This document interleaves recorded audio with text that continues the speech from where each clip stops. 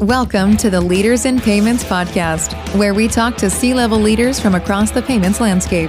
We'll be discussing the products and services that impact the payment space today, as well as trends and predictions for the future of payments. We will also hear stories from our guests about their journeys to the top. The combination of our super messenger for brands and then a super wallet for consumers that goes beyond paying more easily, more safely in these environments. We actually want the super wallets to fundamentally help consumers be more empowered with their data to be able to use their credentials just about everywhere, and then be able to also build up their credentials and credibility so that they can take control of their personal financial management.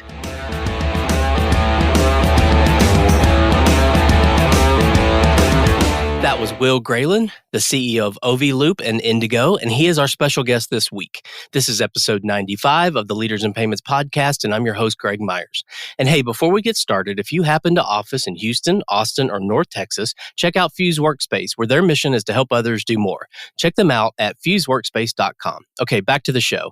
Will immigrated to the U.S. from China when he was a teenager. He got his undergrad degree from the University of Washington, became a nuclear submarine officer for 5.5 years, and then went to Boston for his grad school at MIT. Loop is a connected commerce platform that has a solution for brands and businesses called a super messenger and a solution for consumers called a super wallet. We are living in a very fragmented environment when it comes to commerce, and we need to get to a more connected environment, which is the problem Loop is addressing. Over the last 3 years, they have bought 4 companies and are launching a minimal viable product next quarter to both businesses and consumers. Will also touched on the other company he is currently running called Indigo Technologies, which is creating a lightweight electric vehicle. This is a fascinating and thought-provoking episode, so let's get started.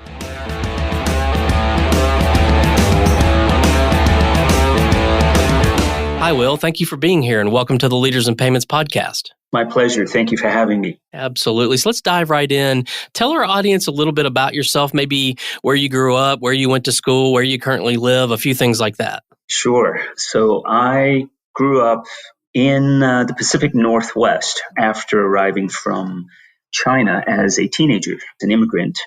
Our whole family immigrated after the Cultural Revolution and spent undergrad there, and then became a nuclear submarine officer for 5.5 years, stationed out of Bangor, Washington, and came out to the East Coast for my grad school at MIT and had a couple of master's degrees back in the late 90s and caught the entrepreneurial bug. And I have now, I guess I'm currently on my 5th and 6th company. My last 4 were all acquired by large publicly traded companies. And I'm currently the CEO of Loop, as well as the CEO of Indigo Technologies. And having a great time here in Boston still, 20 some odd years after my family and I came over here. And yeah, just still very excited about and passionate about the tech entrepreneur space, and particularly where fintech, insurtech, and even mobility tech is intersecting.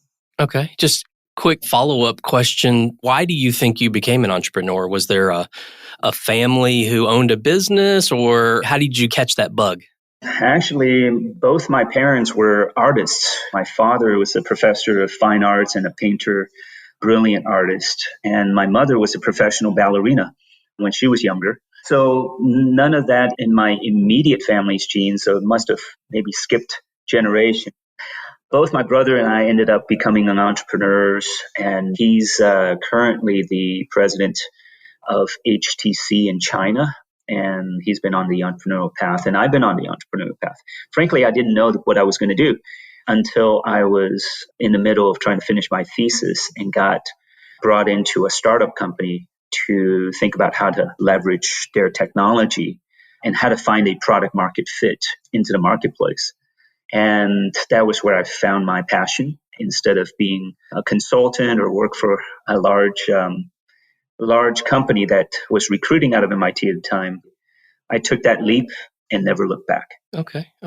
Well, let's talk about Loop. So tell the audience what Loop does. So Loop is a connected commerce platform And it has a solution for brands and businesses called the Super Messenger to help them create better customer experiences and conversions and take all of the fragmented channels that they're currently conducting commerce in, whether it's from the physical side to email, web, app, social, call centers, chat centers. Take all of those different channels that individually are commerce channels themselves, but are fairly fragmented, and then connect them with a better experience with what we call interactive offers and interactive invoices and bills so that customers can get their questions answered if they have any about a product, receive their bills and offers and being able to pay, and not just pay by entering their data, but also pay with a super wallet, meaning a super wallet that can truly store all of their credentials, let them own and control the data. Each wallet is individually encrypted by their own derived keys so that they are the master of their own destiny and our admins cannot access it. Right now, as you know, our data is spread all over the place. So the combination of our super messenger for brands and then a super wallet for consumers that goes beyond paying more easily, more safely in these environments.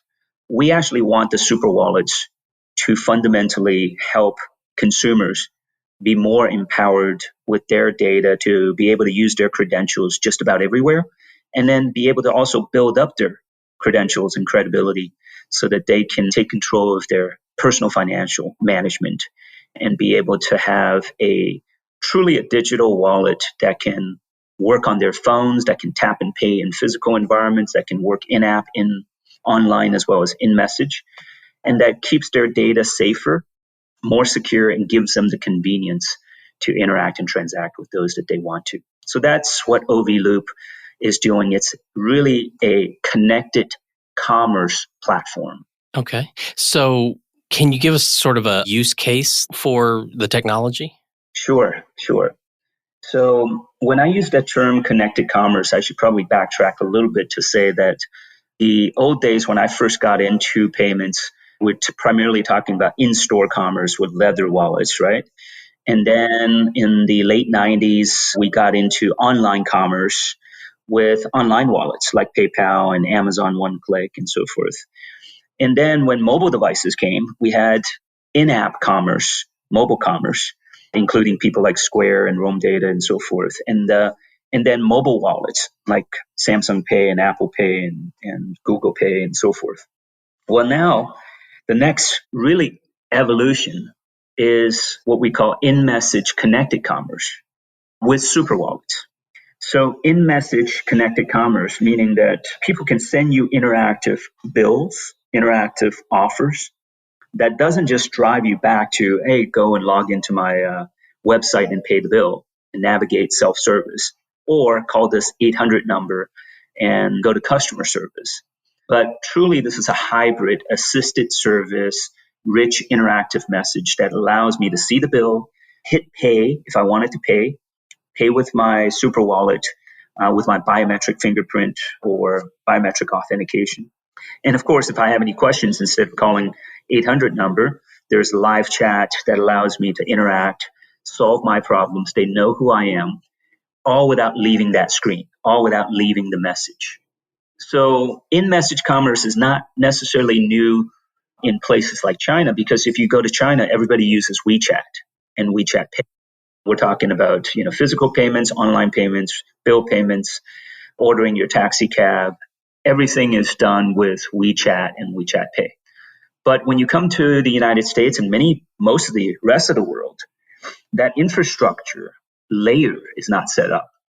And everybody is this fragmentation of how people interact, how people transact. There is no universal messaging in the United States, as you know. Our most popular messenger is email and text. So it's very fragmented. And there's no universal wallet. Apple pays for Apple users. Samsung pays for Samsung users. Google pays for other Android users. And it's just very fragmented. So I saw the opportunity after selling Samsung or selling Loop Pay to Samsung. And after spending 3 years as the global co-GM of Samsung Pay, I've recognized that we are still very much in a fragmented environment when it comes to commerce. And we need to get to a more connected environment. And we need a messaging layer that sits on top of our existing messengers like email and text message and so forth. And to be able to have this next level of experience for brands to better interact and transact with their customers, and for consumers to be able to really take charge of their own identity, their own credentials, which today, frankly, as you know, Greg, it's all over the place. Our credentials are flatly all over the place. So we wanted to solve that problem. And we know that it's super ambitious to solve this problem. That's why it's taken us 3 years and we've acquired 4 different companies and we're putting all of the building blocks together and we're getting ready to launch this coming quarter, next quarter. So getting the minimum viable product of our platform finally launched to both businesses that are out there in terms of both banks, brands, e-tailers, billers. So we have a solution for them. And then at the same time, we have a solution for consumers to be able to use our super wallet for easier, safer payments everywhere. Okay. So as a consumer, I would go to one of the app stores and have to download the app, right?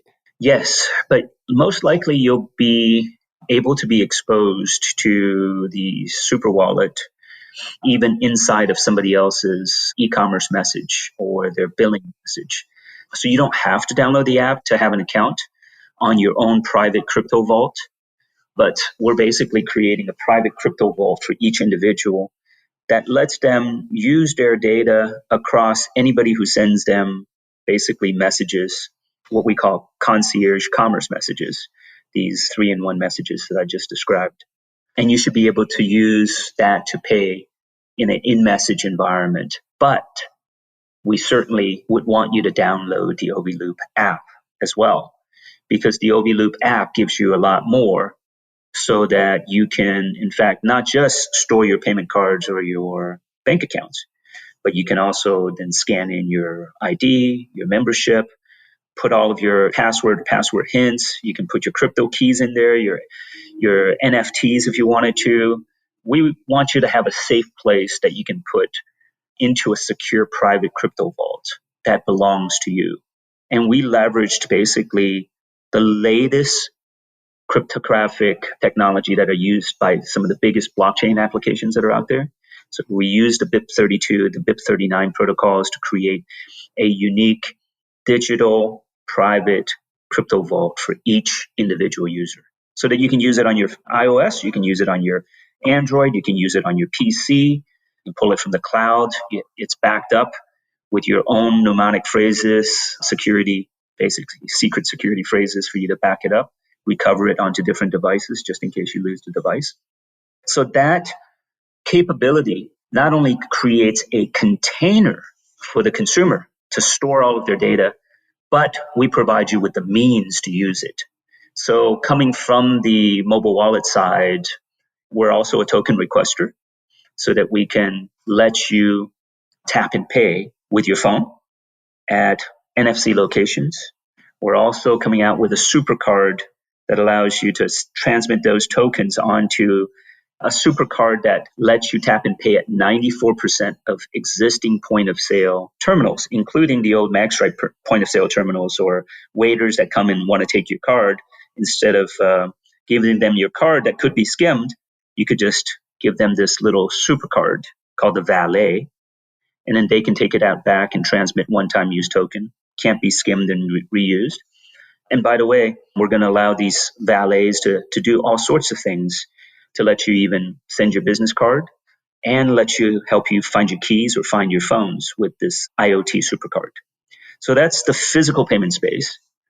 And then for online and remote payments, we're building out our super wallet for you to be able to have secure payments in the online environment as well. We'll even let you have a tokenized card that you can load money onto and use as a proxy card so you don't have to give your actual card away just in case it gets skimmed. And a dynamic CVV would change to give you control of your virtual card from your super wallet so that you can control who can use your card out there, whether it's a single-use merchant or even a lot of these subscriptions. We want you to be able to have control over the subscriptions that are out there. If you want to cancel the subscription, you can use our solution to cancel as well. So that's part of the value proposition that we see we needed to provide for our super wallet users. Okay. And you mentioned earlier you're also running another company. Do you want to take a minute and talk about that one a little bit? Yes. So part of this transition to the super wallet is primarily to empower individuals that sometimes they need better financial literacy. They need better ability to not only control their data, but also build their trust score, their credit score, their even driving score. So what we've recognized, especially during this past year with COVID, is that we have an accelerated demand for those who are driving for us, the gig economy drivers. In fact, 1099 workers are growing in droves as more and more people work from home. They're able to leverage their skills to work for society. But a lot of them need to be better empowered. So what we're building towards empowerment of these gig economy drivers is we want them to not only have better ways to understand their own unit economics when it comes to driving. I'll take the Uber, Lyft, DoorDash, Instacart type of Amazon Flex type of drivers that are out there working. Many of them don't understand their own cost per mile. They don't understand depreciation of the vehicle, how much their insurance, finance cost, how much when you add up the fuel and maintenance costs, it all equates to in terms of how many cents per mile are you paying. And the average American's paying about 50 cents or more per mile with their vehicles. So what we're doing at OV is we're working with some of the largest insurance companies to provide data and to let consumers opt in and to be able to see their own driving cost and to see their own driving scores. And by putting that capability inside of our OV Loop app, if you now join OV Loop, you now join this trusted commerce community where you can see what your driving cost is. Just enter your information. And then you can also understand what your driving score is and how to improve it. And if you can take your driving score and you're willing to share it with an insurance company, you could get a much lower rate for your insurance, for example. And if you're willing to share your trust score, your driving score with a rental company, you could potentially reduce your cost of renting a vehicle because you are a safe driver and you're creditworthy and so forth. So we believe that mobility as a service is absolutely the direction that the world is going to move towards. And OV Loop is already moving in that direction by empowering consumers and by providing them with the tools for them to build up these credibility and drive. So we are working hand in hand with my other company called Indigo towards sustainable mobility as a service. Now, what do I mean by sustainable mobility as a service? So now I'm going to talk about Indigo Technologies a little bit. I've invested in Indigo now, I think over 4 years. I joined their board. It was started by Professor Ian Hunter out of MIT. And I took over as CEO in January of 2020, right around the same time as you started your podcast. And what I saw was that we were finally ready at Indigo to create a true breakthrough for the mobility industry, especially moving towards electric vehicles.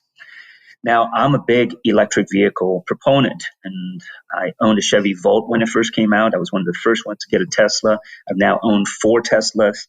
And while I love my Tesla, the reality is vast majority of the people that I was just referring to, these are the people that are driving for us, whether it's giving us rides or whether it's delivering food packages or groceries to us.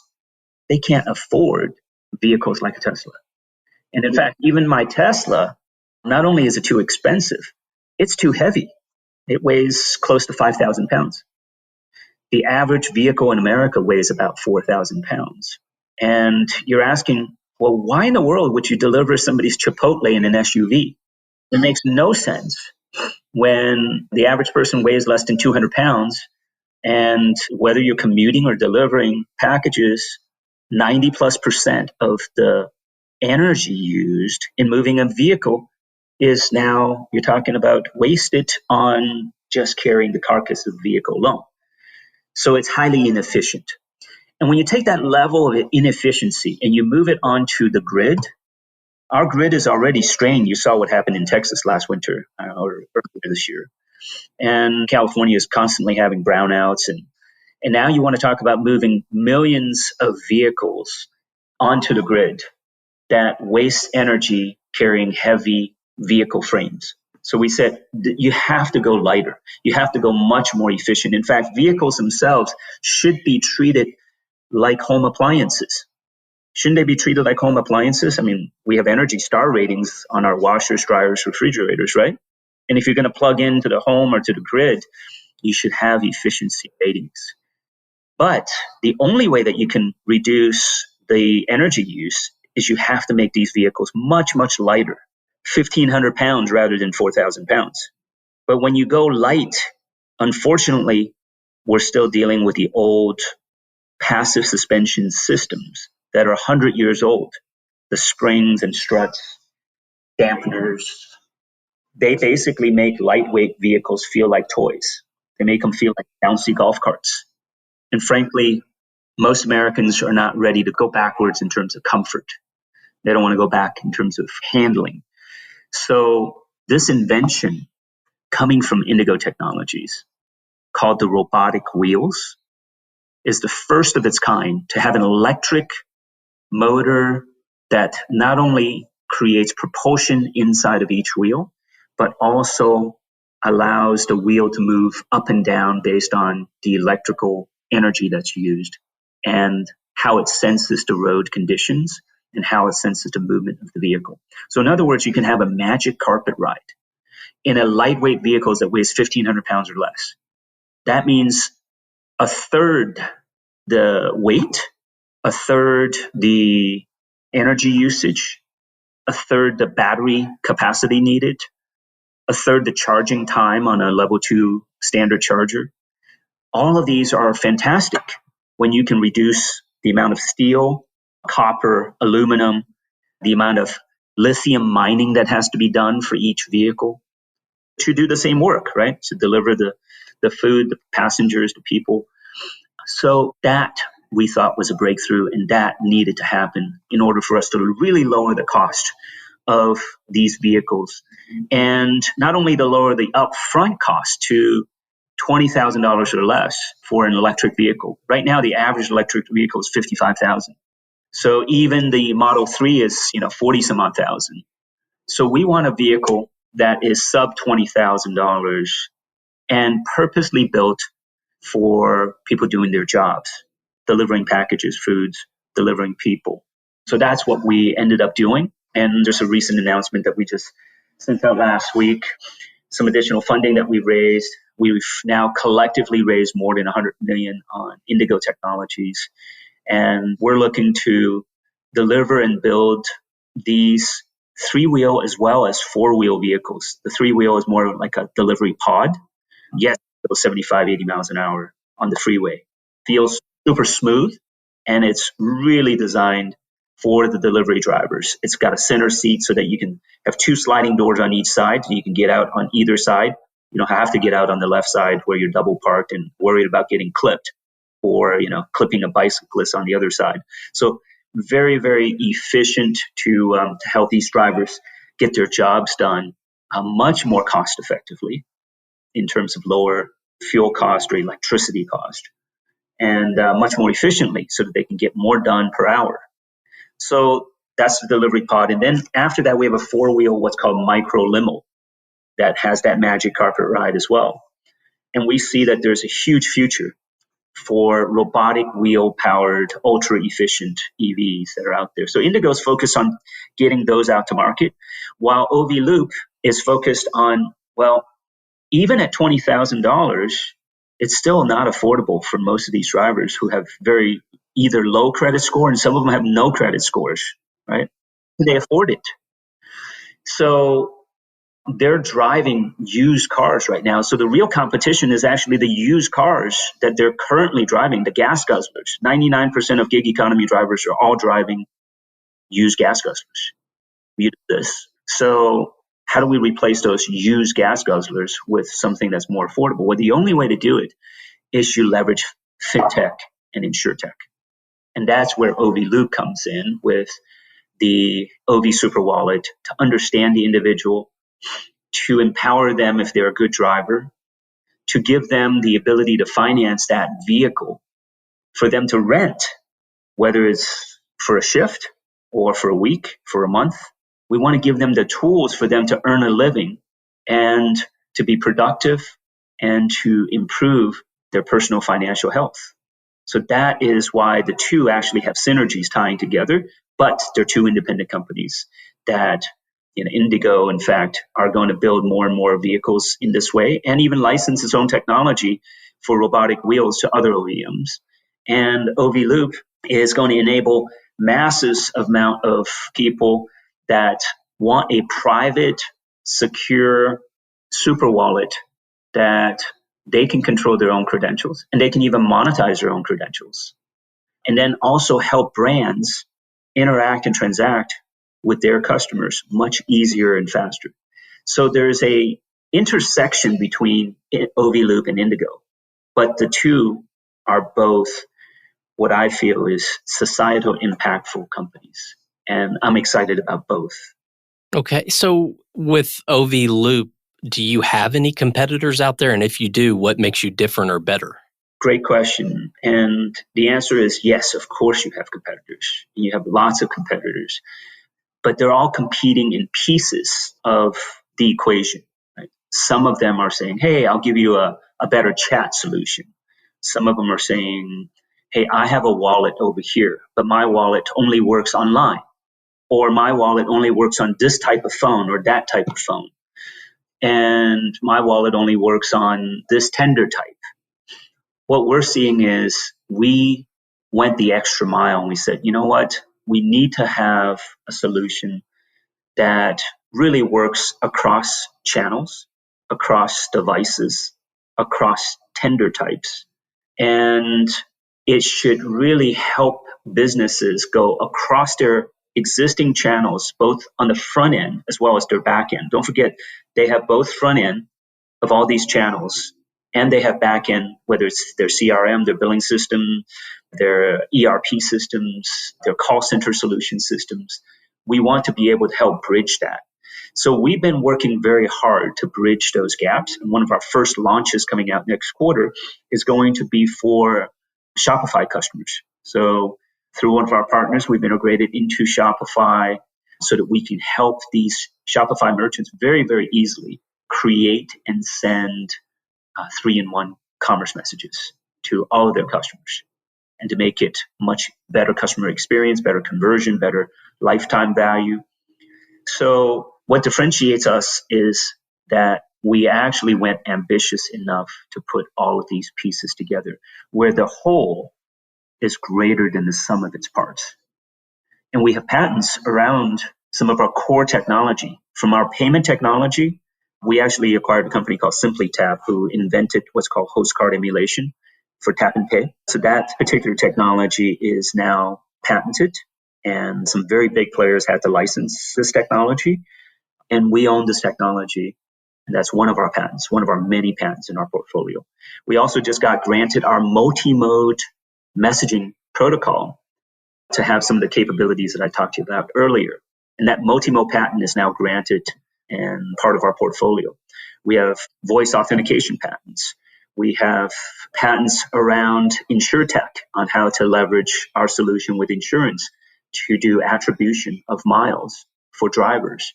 So there's a bunch of portfolio of IP that we brought together to create this more holistic platform. And I know a lot of people, and typically a lot of VCs will say, well, are you trying to boil the ocean? You're trying to do something so big. And why don't you just focus on one narrow niche and do that? And I have been doing that in my career so far is to create solutions that are either products or features. And to solve the problem that I had mentioned to you earlier, we really needed to put together not only necessary ingredients, but also sufficient ingredients so that we can put that entire experience together to create this connected commerce platform with a super messenger for brands and a super wallet for consumers. So that's a little bit of why we believe our solution is so much more powerful. And we're not doing it just to sell more ads like some companies are, or just to sell more of their own products. We are doing this truly to provide a connected commerce platform to make it easier and safer for businesses and consumers to interact and transact. Okay. And I think I know the answer to this next question, because I think you've been talking about it. But beyond those things you've just mentioned, where do you think the payments industry as a whole is heading, say, in the next 2 to 3 years? I think in the next 2 to 3 years, it's heading exactly towards the next wave, from the in-store commerce wave to the online commerce wave to the m-commerce wave to now the in-message connected commerce wave. I think it's heading that way. It's inevitable. I mean, it's just natural progress. The real question is who's going to put the pieces together and enable businesses and enable consumers easier. And we do think that a multi-device, multi-channel, multi-tender solution is absolutely necessary. Okay. Well, let's switch gears a little bit and talk about you. So you mentioned a little bit so far, but maybe tell us your journey to your role there as the chairman and CEO of OV Loop. So sort of maybe a high-level overview of some of the other companies you mentioned that you founded and what got you to where you are today. So I naively got into the payments industry back in late 2001, early 2002. After I sold my company, the first one I actually founded, called Untitled, which was a security software company. So after I sold my security software company at that time, I thought, well, how hard could it be to build a mobile wallet? Now, mind you, this is late 2001.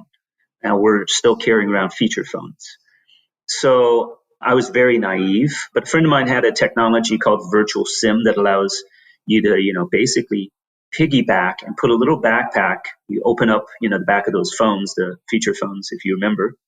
You pull the battery apart. That's where you put the SIM card. We put a little flex strip in there, and I was able to put a little smart card reader backpack onto those phones. And we said, hey, why not create a mobile wallet where you can have card present transactions for people to send you a text message through the SIM Toolkit command set and do a card present transaction for ordering your airline tickets, for example. Well, sounds nice, but I was very naive to not understand how complex the payment industry was. And that you have the chicken and the egg problem where merchants don't care unless you have gobs and gobs of consumers, and consumers don't care unless you have lots of merchants accept solutions. So you're stuck in the middle with that problem. So within 4 months of me diving in, not knowing anything about the payments industry, I knew enough that I said I better pivot or else we're going to die. So we ended up changing from a two-sided platform solution back to a one-sided platform to say, hey, let's use this technology and create a mobile point of sale on the back of these cell phones. This is square before square, basically. So from that company, that was called Way Systems, we ended up creating the world's first pocket-sized point of sale at a fraction of the size and a fraction of the cost of mobile POS terminals at that time. If you remember, those were the days where you had the Lippmann Near 8000 that cost $800. And we basically came in with a solution that cost $250 that is a quarter of the size. And it was cool. So, but then the smartphone came along in 2007. By the way, that company ended up was acquired by Verifone. And then when smartphones came along, we were going, well, why would you need a separate device? Why not just put a little plug-in dongle into the audio jack and create a point of sale using your existing smartphone. So that was the next company called Roam Data. So Roam Data, we became the largest white label solution provider for everybody that competed against Square at the time. And Greg, I think that was when you and I met at Chase. So that company was eventually acquired by Ingenico in 2012. So 10 full years later, after I had exited that company, my business partner, George Warner, and I were sitting in Miami. We were just lamenting why 10 years after we first started, there was still no mobile wallet. So 2012, NFC was said to still be, it's been around for about 10 years, but still not widely accepted. And having been in the POS space, I fully understood why and how hard it was to get merchant acceptance and change their POS terminal and so forth, even with regulations and the threat of higher interchange. So we decided, and George basically at that time says, I wonder if we could do a tap and pay on a MagStripe terminal. Could we induce without having to change the POS terminal? So we knew a lot about POS terminals at the time. So it was at that point that I said, hey, if we can make this happen, then we can build a mobile wallet. We can make something that works with existing point of sale, again, without having to solve the two-sided platform problem. You just focus on the consumer side this time. So George went to work in his lab, and lo and behold, he calls me up one day and said, hey, Will, we got the first transmission through. And so I dropped everything that I was doing. We started writing our IP, built our business plan, and we knew that no one was going to believe us. So we ended up having to not only prove the technology works, we had to build our own wallet, which was LoopPay. And we went and competed against, Apple Pay, and at that time there was a company called SoftCard, and Google had Android Pay. And we ended up beating all of them based on Consumer Report. We had a 4.5-star rating. Actually, by the time we got it into Samsung, eventually Samsung acquired us to compete against Apple Pay. And we got that technology embedded into hundreds of millions of smartphones, Samsung phones. And they wanted me to become global co-GM of Samsung Pay. So I joined them, committed to them for 3 years, and helped launch Samsung Pay. And then that's what ended up leading me towards looking at what's happening in the world still, and how a mobile wallet that works on one type of phone by itself or doesn't empower the consumer to store their own data and control their own data. We needed to do more. We needed to be more connected. And that's what inspired me to start OV Loop. Okay. Thanks for that overview. I appreciate it. Question, what are you passionate about? So maybe pick one work-related thing and one personal thing. For work-related, I'm passionate about empowering people through technology. I mean, that's, to me, I think I've wandered onto this journey, and I'm still on this journey, frankly. And I feel like I have a lot more to contribute, to do.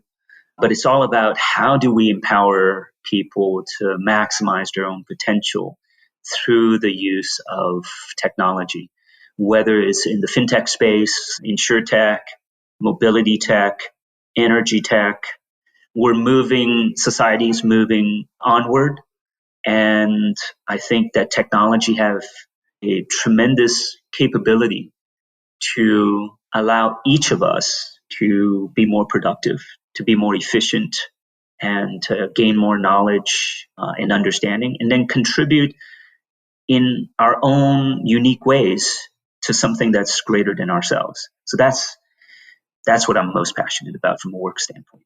And then from a personal standpoint, I love my family, and I'm very blessed to have 4 wonderful children and a lovely wife and an extended family. And I'm fortunate to also have good friends.